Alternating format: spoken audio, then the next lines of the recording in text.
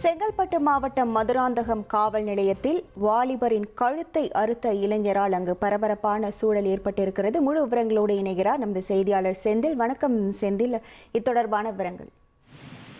செங்கல்பட்டு மாவட்டம் அச்சரப்பாக்கம் அடுத்துள்ள மதுர் மற்றும் பாதிரி கிராமத்தைச் சேர்ந்த வாலிபர்களுக்கு 20 நாட்களுக்கு முன்பு இரு தரப்பினரும் ஒருவருக்கொருவர் சண்டை போட்டுக் கொண்டனர்.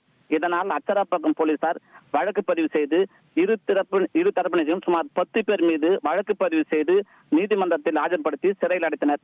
இந்த வழக்கில் கைதான 10 நபர்களும் நிபந்தனை ஜாமீனில் வெளியே வந்துள்ளனர். நீதிமன்ற உத்தரவுப்படி அச்சரப்பாக்கம் காவல் நிலையத்தில் நிபந்தனை ஜாமீனில் கையெழுத்திட அச்சரப்பாக்கம் காவல் நிலையத்துக்கு வந்தனர். இன்று இந்த வழக்கில் சம்பந்தப்பட்ட நபர்கள் அச்சரப்பாக்கம் காவல் நிலையத்தில் உள்ளே கையெழுத்து போடும் பொழுது பாதிரி கிராமத்தைச் சேர்ந்த விஜயகுமார் என்பவர் கையில் மட்டு வைத்திருந்த பேனா கத்தியால் எதிர்த்தரப்பிலான மது கிராமத்தைச் சேர்ந்த வினோத்குமாரை கழுத்தில் அறுத்ததில் வினோத்குமார் காயமடைந்து மயக்கமடைந்தார்.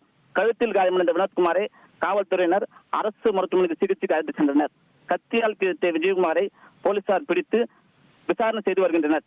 பட்ட பகலில் அச்சரப்பாக்கம் காவல் நிலையத்து உள்ளே கத்தியால் கிழித்த இந்த சம்பவம் இப்பகுதியில் பெரும் பரபரப்பு ஏற்பட்டுள்ளது. உங்கள் விவரங்களுக்கு நன்றி செந்தில்.